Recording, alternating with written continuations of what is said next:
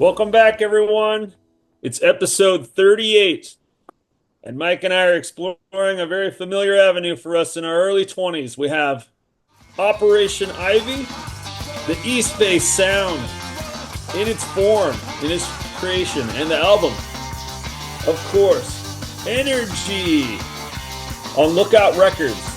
Very near and dear, and we'll get more into that. But this is an original Laytonville press, which is Mendocino County, which is where Mike and I grew up. And there's a lot of parallels today.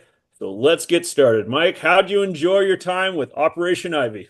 Casey, I enjoyed it a lot. I was shocked, absolutely shocked that I have not come across Operation Ivy in my life.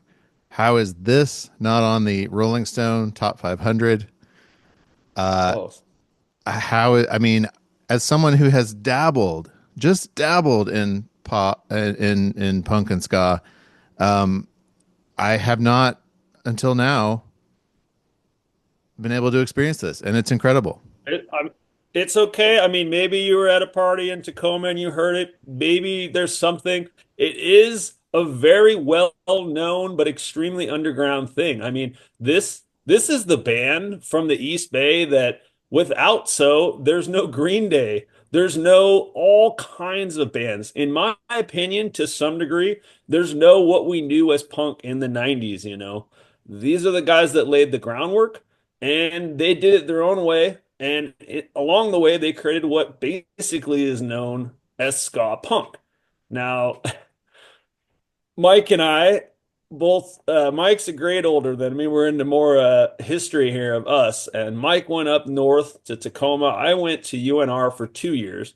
And somehow, without even talking to each other, I don't even think there was a postcard. We both started ska punk bands, truly ska punk bands, like Operation Ivy here, without really knowing about it. Is that true, Mike? That's true. And here's the thing. I was always kind of just along for the ride with this ska punk band. I mean, I had a great time. Our band was called Lister Lower, which I could explain, but we don't have time for that. Uh, but you know, I It's a band name, right? you and I were in a garage band in high school. I went off to college and I had some friends who, a singer and a guitarist who wrote amazing songs. I can say objectively, they were really, really great at what they did. And they said they knew that I played the trumpet and they said, "Hey, we need some horns. You want to come play?" And so that began my career with ska punk, but I knew nothing. I was brand new to all of it. And those two guys really introduced me to some great bands, including Rancid, including Hepcat, including the Pie Tasters, lots of those kinds of Yep. bands. However, Operation Ivy, while I'm sure those guys knew about Operation Ivy, it Yep. never entered the conversation for us. Yeah, I mean, the fact that Operation Ivy was formed in May of 1987 and broke up in May of 1989, that's just 2 years exactly.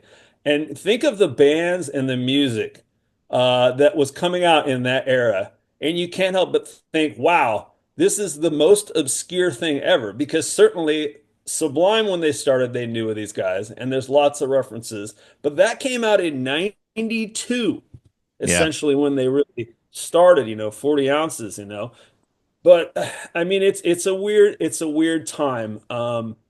Operation Ivy when they came out, I'm sure most people in that scene in the Berkeley scene at 924 Gilman, which we really need to get into that scene because it was so insulated, but so much came out of it. But I mean, I don't think there were many other true like bands that had ska sounds. It was more, experimental kind of novelty, hardcore. It was this really goofy, almost like Humboldt State University arcada scene, which I was actually in a documentary on that scene called Rural Rock and Roll. And it's so insular, would be the word I would use. Um, but yeah, of course, they came out of this scene. Now, Mike, we grew up in Mendocino County. This was actually one of the closest scenes to us. If Yeah. you don't count the Petaluma Phoenix scene, which was kind of where AFI kind of claimed as theirs to some degree. Obviously, Gilman too. But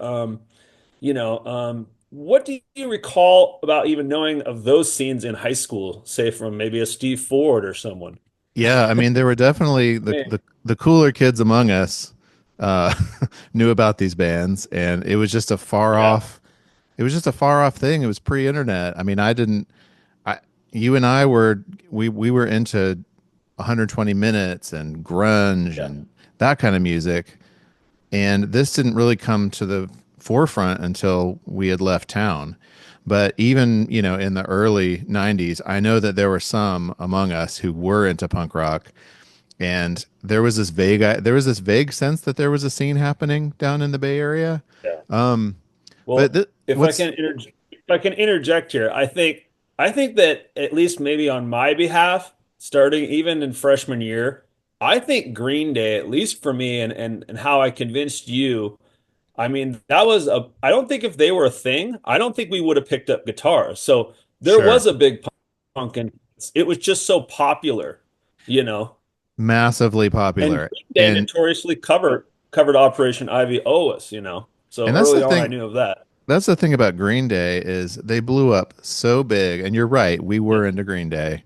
Um, but yeah, it's funny now Huge. to look back because Green Day is seen as this really commercial band, but you're right, they were concurrent with Operation Ivy in the late 80s, early 90s.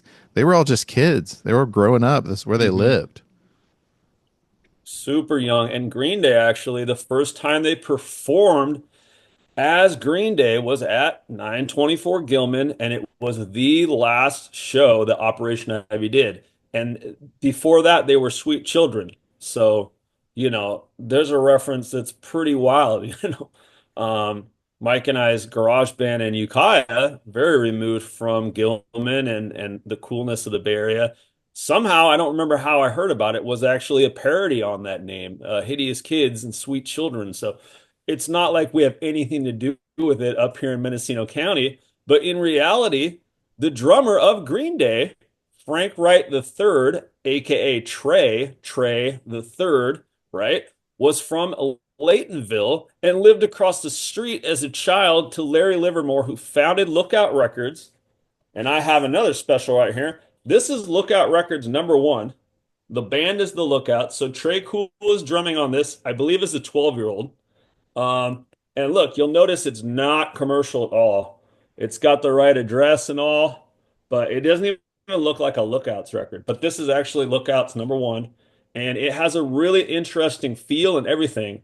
And that is the feel of, one planet, one people. Larry Livermore, he was a punk rocker, but he was an environmentalist. He was a Mendocino County back to the landers. He was a Gardner, and all that scene got moved. Yeah. The bands from the East Bay would come. They would come to Laytonville. They would play and stay at Larry's house. They would go to Arcata. Some members would fall off. The notorious first drummer of Green Day left to go to Humboldt State. There's actually a big swath of a connection here of territory of what is the East Bay sound. There was a notorious band from Ukiah called AFI that got big in the scene and was notorious around here for kind of being disliked because they didn't claim Ukiah, which of course, who would claim Ukiah? I mean, they're going to college in the Bay Area. Uh, So here's what I'm wondering if you can help me understand, because this is to me is what is most fascinating about the Operation Ivy story. How Mhm. does a subculture, how does a genre just spring into being? Where did it come from? Why the East Bay? That documentary you sent me was very helpful in understanding this. Yeah. Do you think that it has to do with because San Francisco is San Francisco, and because in the 60s it was the place for the flower child hippie thing? Do you Even think more that crazy because Berkeley is Berkeley. right? And You know, do San you Francisco think is one thing, but that the East Bay scene is kind of a reaction to that idealism? Do you think that it is sort of a nihilistic take, a reaction to the 60s dream? Like, why did this happen in the East Bay? I mean, this statement you're even pointing my way is so I'm not trying to be rude here, but it's kind of so generic. I mean, we know the story of people us that grew up here, people that left the 60s when they went bad from the Bay Area, moved up here. They got land. they did things their own way, and they're still here, and they're a real tough breed, and they're a part of what makes Mendocino County interesting. Now, where where ska comes into a punk scene, I mean, we could talk at great lengths about the different waves of ska. We could talk about the different types of Jamaican music. Uh, but for me, I think, and this is almost like where I wanted to start with this, when I think about Operation Ivy's energy, the most important thing is that youthful energy. It's so optimistic. This is where it's going to get really out there. It's so zen. The lyrics are so mature and so intelligent for, this guy, Jesse Michaels, who wrote all the lyrics. He's someone that wants to change the world. He's at the time, I'm sure he would have labeled himself an idealist. You don't usually have that past your 20s. So it's a piece of time um, and a real piece of energy. And when you play ska, it's really upbeat, and you can't help but be happy and feel uplifted, right? The music. The sound system's going to bring you back up. Exactly. From the start, there's not a minor chord on this album, right? Help me out. Well, and so but this again is why this is so fascinating because if I'm looking at this in a macro sense of like, flower power, stereotypical San Francisco Uh-huh. 60s, punk rock being this sort of nihilistic disdain for capitalism, rejecting a lot of, I guess, mainstream life. But you're right. Counterculture. The counterculture, but the Gilman Street scene was very optimistic, very idealistic, Yes. very Yes. unified. These were bands Community driven. these were bands who cheered for each other, wanted each other to Yeah. win. And it's kind of an amazing little, piece of history that this happened because I look at it and I'm like, why were they playing ska? Well, they probably listened to The Clash, who a few short years before were bringing ska into London Calling. And This is why Operation Ivy sounds like Operation Ivy. All the other punk bands sound like the more like the Ramones. This is what right. Jesse and Lint liked. And That's that what is I'm why. thinking. It has to be London Calling, right? Like that has to be the inspiration for this. And two-tone actual second wave British ska. Before this happened in America, it happened in England because England had ties with Jamaica. Right. And so the two-tone label and scene in England was a big deal. And it was part of the punk scene because most of the people, besides the bad punk rock scene, which was like the National Front scene, most of the people in the punk community were pro all-inclusiveness, like the things that Gilman had, no matter race, sex, or, anything you could think of. It didn't matter. And, those are kind of beliefs that I still expound to this day. But when you're expressing them like that in music, it's really, I mean, hopefully the effect is that it's very inclusionary, at your shows. Yeah, and it makes you want to go back in time. Like I'm like I was Yeah. in the Bay Area in 1989 when this was happening and I was like 11 and I was hopelessly uncool and would never have been able Well, to experience this stuff, but now I want to. we'll go backwards a little bit here and put in some more personal bits. I can recall probably, yeah, it must have been when we were getting into Green Day, so 94, freshman year for me. But so AFI was a Ukiah band that started to get big, that was a little more hardcore style. And I can remember since my dad was friends with one of the friends of the band, the guy that left, I think, it was like, hey, do you want to go down to Berkeley and see AFI open up for Rancid? And I knew of Rancid, didn't know of Operation Ivy, but I was like, those guys are scary, you know, because Did you they know were. did you know that I saw Rancid? Really. Yeah, I saw That's them amazing. in You've seen yeah, some Operation Ivy. You've seen half of Operation Ivy. I know it's wild. So this is how great those guys were that I was in the band with. So this is when I was in college. This Huh. was probably 1998, I'm guessing. And what a show. It was Hepcat and then Rancid. And it was the only circle pit I've ever experienced. Not that I was in it, but it was eye-opening for a little small town boy like me. Nice. So when I was in Reno, I guess especially sophomore year when we had the band. So Obvious Intentions, the acronym is OI. So that's actually a nod to Operation Ivy. But I would go kind of how I'm dressed right now, only a tattered old hat, similar style. And I would go to ska and ironically, hardcore, because it's just what played there, shows all the time. And even in that picture, we're going to play a clip of my band eventually. In that picture, even where I'm quite inebriated on my birthday, you could see on the wall, there's a suicidal tendencies poster and there's a let's go bowling poster, ska and hardcore. I mean, I saw endless. I saw, for ska, I saw Fishbone. I saw Mad Caddies. For hardcore, I saw Agnostic Front. I saw Guttermouth. All these bands, and they were always fun. It was like Gilman, the Delmar station. So I got to do that a lot, and that was kind of my scene. Shall we listen to a little bit of Obvious Intentions from Reno, Nevada? Oh, There's this guy by the name of Joe. He's got a girl, she's kinda slow. He took her home, he bought her a beer. He's got obvious intentions, it's clear. Obvious intentions. Obvious intentions. Obvious intentions. Obvious intentions.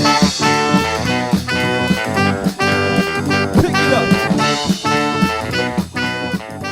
and from this, of course, what else do you have to say about your ska punk? Pretty clean production, pretty nice sounding ska punk group. You had several horns. We just had a trumpet. Yeah, so Lister Lower, it was an amazing experience. I'm just so grateful to Saul and Lou for just asking me to be part of this. And it was something really special there for a little while. We got to play lots of parties, we got to play gigs, we got to do things like official things for the school. Like we played a lot and we added horns. So it Yeah. started out just with trumpet, but then we added horns. So the song that I'll play for you now is called You Don't Have a Clue.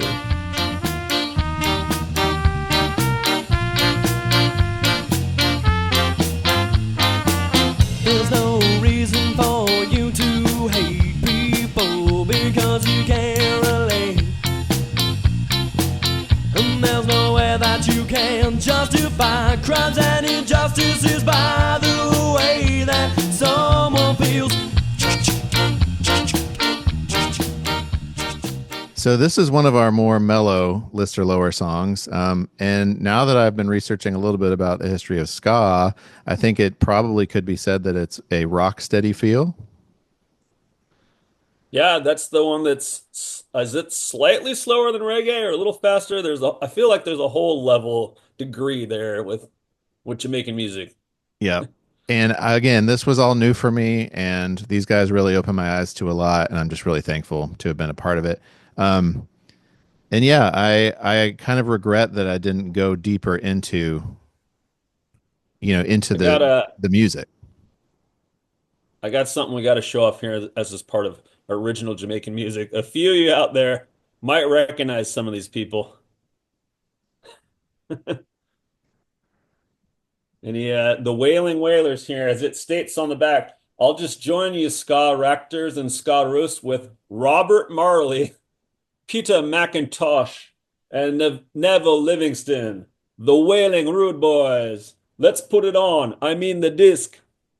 So that's the original Wailers album there. So I Love guess it. they're calling them ska. There's lots of sounds on there. There's reggae, early rock steady reggae. But yeah, I mean that's the history. The history of Bob Marley is part of this too. And we kind of only touched on the specials, but they're of course the most important British two-tone group.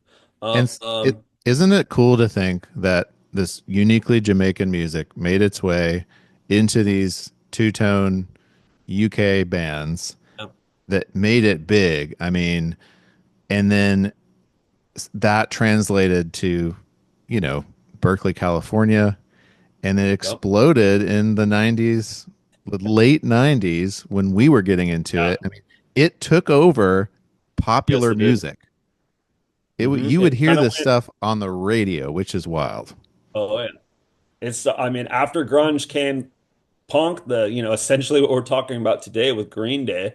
And I really would like to touch upon a few more things with them. But after that, we had ska, swing, all kinds of things for a couple years there. And that's when we were like graduating high school and moving on into college. And I've already stated before, there's so much of this that there are old ska bands and there's old famous ska bands, but I feel like it's easier on your knees to be a young ska guy, easier to dance, You can't pick it up when you're old. Uh, it's just a youthful music. It is. And And here's the when I listen to this album, yeah. so one other anecdote. I know we need to get into the music here, but one other Lister Lower anecdote is I Hmm. definitely remember seeing the Mighty Mighty Boss Tones on MTV and thinking it was so cool that they had a designated dancer. And look, I Yes. mean, Casey, I'm not a ska punk guy. I think that it's pretty clear. But when I joined a ska punk band, I was like, what am I going to do on stage? Like, I can't just stand there like an idiot. So, do you know what I did? You danced. When I wasn't playing the trumpet, I danced. And it Nice. wasn't ska dancing. It was like wild hippie. I don't know what came over me. I just danced like a maniac. And I think it got the room Nice. going. So that was a fun part of it as well. Very, very, very nice. I mean that makes sense. If we had had a real horn section, now see, we just kind of were a band that recorded. We tried to do a show, and there was an argument with the other guitarist, probably on my behalf, and it just kind of dissolved. And it was kind of exciting when it was coming together, but we didn't come to fruition really. I had guys in the band that were part of the recording studio, so we would go in the recording studio and we even notoriously recorded a ska version of the Misfits Skulls, often maligned. It even got play on KZYX, and someone told me it was the worst cover they ever heard in their life. But I All right. think they liked it. So maybe we can get a small piece here. Yeah, let's listen to Skulls by Obvious Gotta Intentions. have you on my wall. Gotta have you on my wall. 'Cause I want your stuff. I need your stuff. I want your stuff. I need your stuff.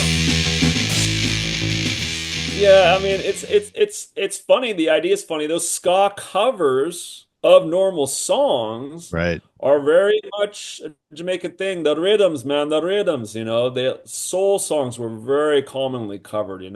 There wasn't that concern over litigious record labels and copyright and all the nonsense in the world today from that terrible industry that's dying. Well, do you know what does not have any covers, to my knowledge? The album we're talking Energy? about today. Oh, you couldn't be more wrong, my friend. What? So the very, very, very obvious cover Oh, is sorry. There's one one. There's of one these really days. obvious cover. Yeah, Nancy Sinatra and Lee Hazelwood. These boots are made for walking, which is a hysterical cover. Pretty great. So, what It do you want? is. How shall we approach this wonderful and amazing album? Well, I mean, I could have written notes out for everybody. I don't like to have a lot of notes in front of me. It just doesn't make for a good pod. So we're trying to step this up a few levels. When I used to be into this, because I knew of this in high school. I should mention that. I had a friend that had it. He had like no effects CDs and stuff. This isn't the person you'd know, but I remember loving the first songs on this album so much. Knowledge, Jaded, Sound System, and Take Warning. I love them. Take Warning is actually some, I think, specialist reference at the end. Like they took that vocal refrain, but I love those songs so much. I remember being able to get in the rest of the album, but you know what? In high school, or I'm sorry, college, when I rediscovered it, I mean, this whole album is great. Top It's to just bottom, great. it's sensational, Yes, Casey. yes. It is the Listen, greatest hits, so to and speak.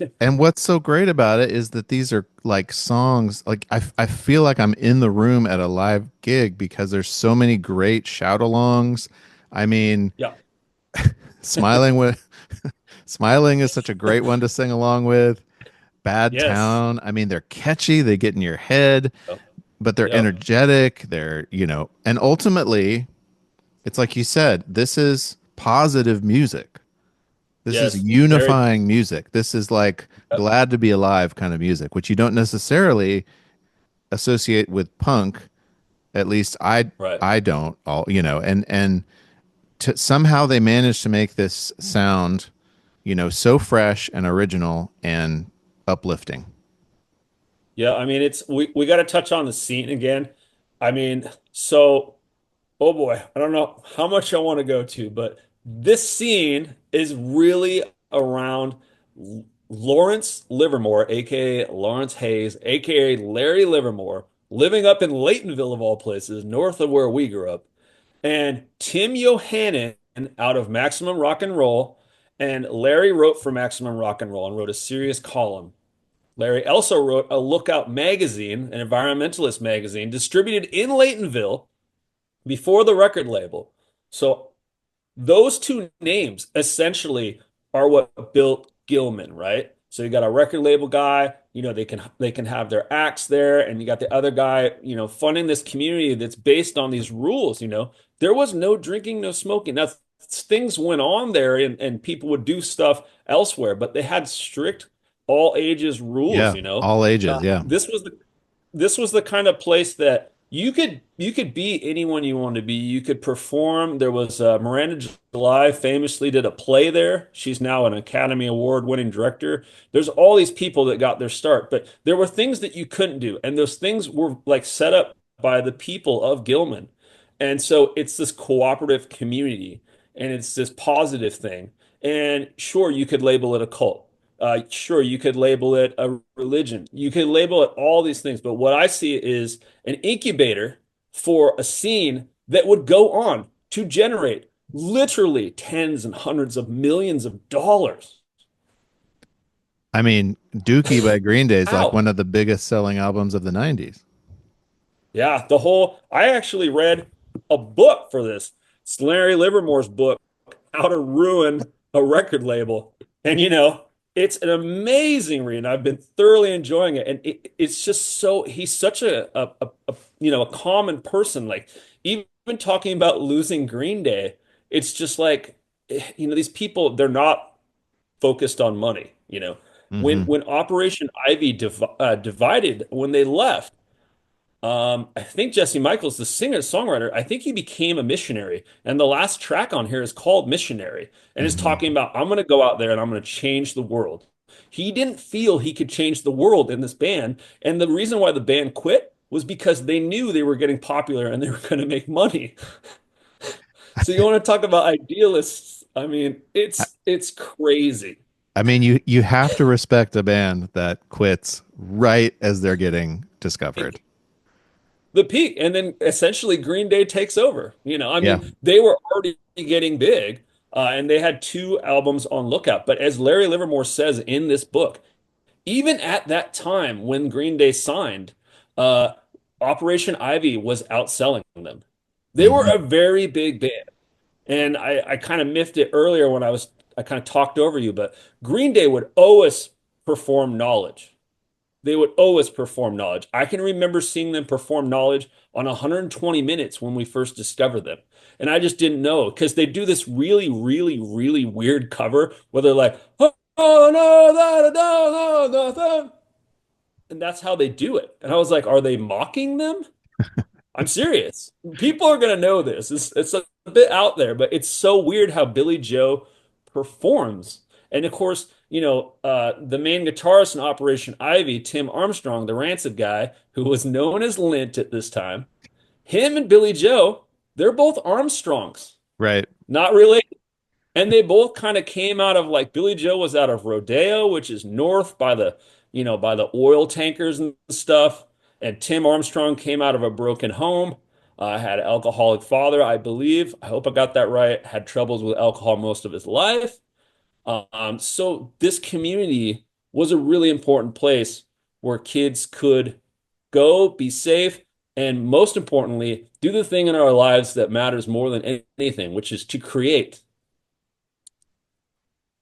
Yeah, an incubator. I like that Yeah.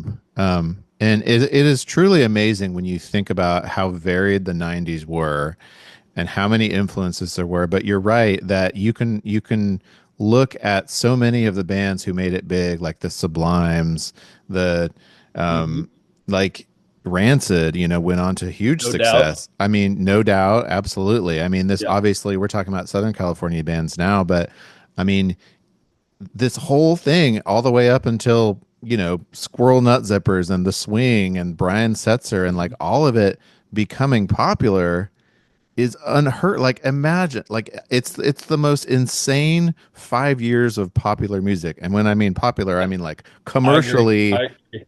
like stuff that was on the radio was so Yeah. varied and so like anything goes, Yeah, and it came from this, in large part came from this East Bay scene.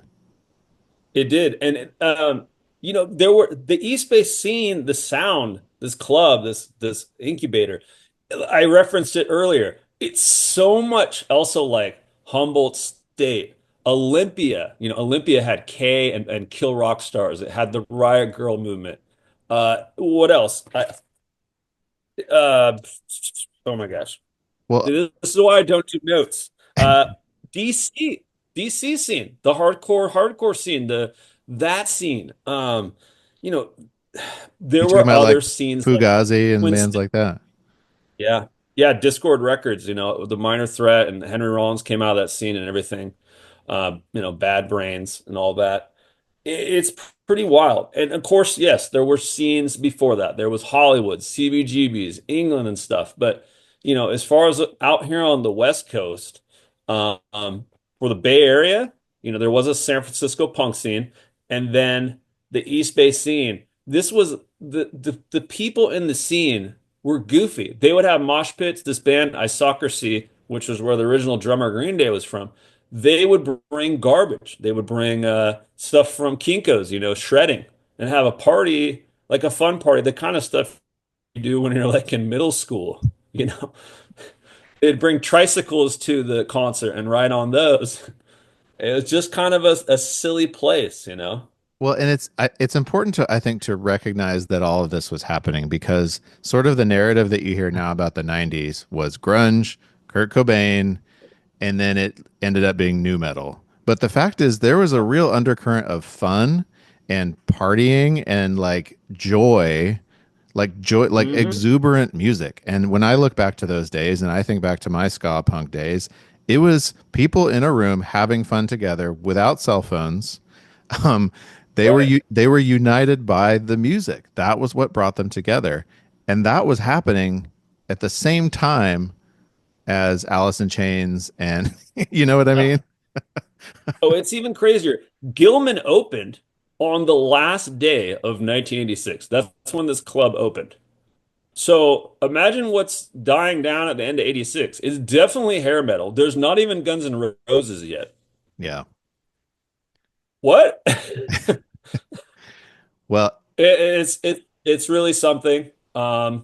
l- can you? I touched on this earlier, but the lyrics in this group, I always think about how Eastern some of them are and how Jesse Michaels must have been so red to come up with these things like success is obedience to a structured way of life. These things really stick with me. They're not the kind of thing young 20 somethings want to hear. Unity, They're serious things. unity is a very poetic song. Yeah. Oh yeah. Yeah. I have the actual original lyrics here. And I mean they're really something. I mean this alone. And even Tim Armstrong, Lint, like you said, you love his background stuff and it's so great. You take the song Bank Shot and a few years later, after a whole lot of turmoil, you have him writing Time Bomb, which is Rancid's biggest song, and they're so akin to each other, Yeah. you know. And all of those songs like that, Caution, Bombshell, which was written by both of them. It's a real period piece, and it's not I never remembered the Pie Tasters, but it's not the normal goofy ska lyrics. It's not the Right. Mad Caddies, let's go bowling and have another beer. There's some serious discussion. I mean, if people think Kurt Cobain's lyrics are really deep, I beg to differ. He was good with melody. He's more like screaming anguish, you know. Yeah. But if you check out Operation Ivy, you'll be impressed. And I think that's the one thing, and I want your experience on this. I think that's the one thing that kind of keeps him out of the pocket is the vocals. Hmm. What's your take on the vocals on this? Yeah, I mean the thing is, listening to this now, it took me two or three songs to adjust because it's so Yeah, foreign to the current musical sensibility. It's it's not overproduced. It is raw. The right. vocals are wild to your point. Um and by definition, I mean it's like it's three chords garage rock. It's not about polish. It is it's about, yeah, energy. It's about the message, a very deep Hmm. message. The more you pay attention to it, but yeah, Hmm. it's interesting to think about like a teenager today picking this up. What you know, it would take them a second, I think, to adjust. Oh yeah. Yeah, I mean the style too. The early Lookout releases were all basically Xerox, so we're talking two colors. Even when there's a different color besides white and black, they would use a green piece of paper, you know. And Hmm. I've been collecting these early. There's only about 30 of the first releases that you can get with the Laytonville address. And so those were the original presses. And I'm collecting those because I'm in Mendocino County. This is where I spent my formative years. I'm back here. I've been back for a long time.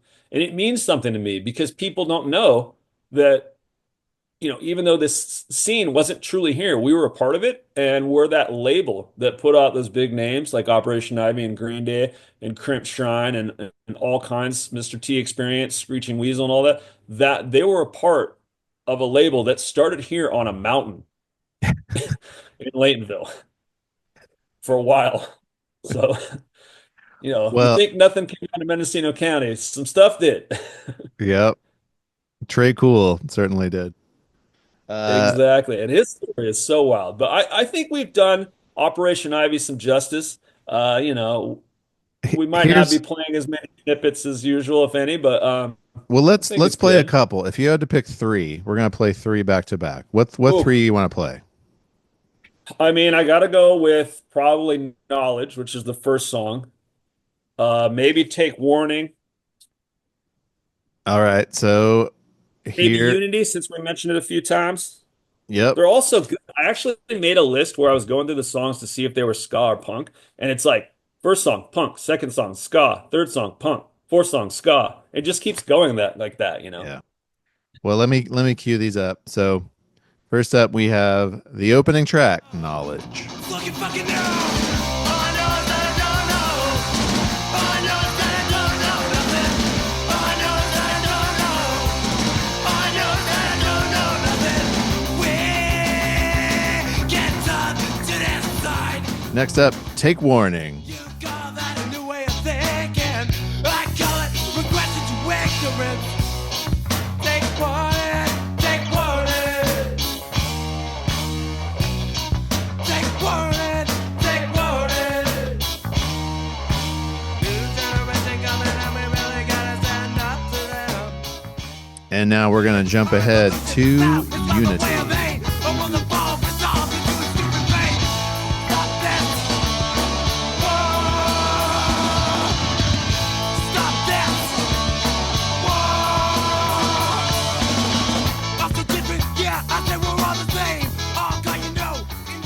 Okay, the documentary, by the way, that's a must, is called Turn It Around, the East Bay Story. It is 2.5 hours long, so if you don't like long format, you might want to stay away.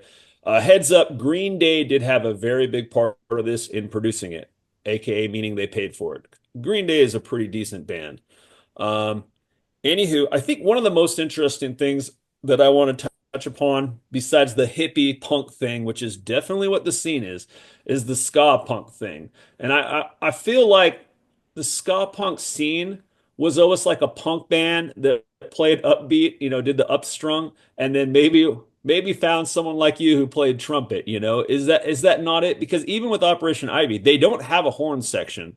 They have a guy who played saxophone on a couple tracks. Now you take my band, we had my roommate played trumpet. That's it. So it's kind of like throwing someone in and hopefully including them, not necessarily owe us. I'm sure the saxophone player on this didn't exactly get the royalties he should have, but I think that's what defines ska punk, a punk band that plays ska riffs and hopefully invited and maybe even made a member some horns. Now, the original No Doubt actually did have actual brass. So, Yeah. you know, So, Casey, tell me your final thoughts on Operation Ivy.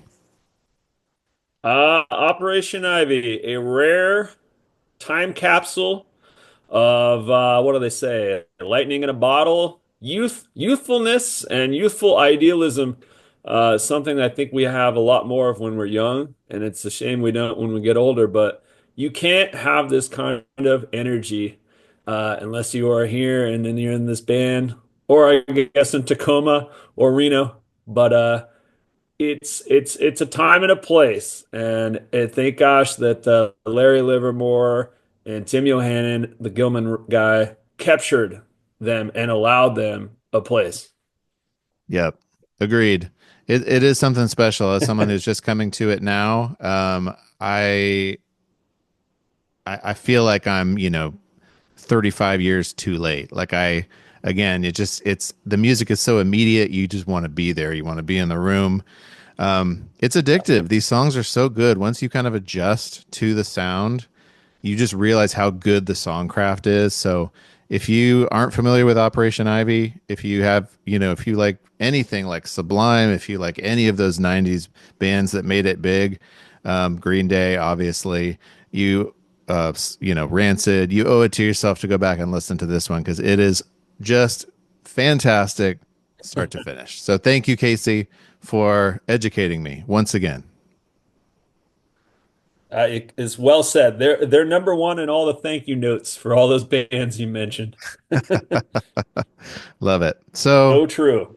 for my next pick, this is kind of I sort of switching gears, sort of not. It's actually kind of going back more toward my previous pick with EMF, in the sense that this is a band that I love, but a lesser known release by the band that I love. I wish I could do Pod because then we could have a pod that's about Ween's Pod and this band's Pod. And Yeah. Pod is a good record by this band, and maybe we'll do it someday. But I've got to go with this one because number one, I love it. Number two, it's like 6 minutes long total.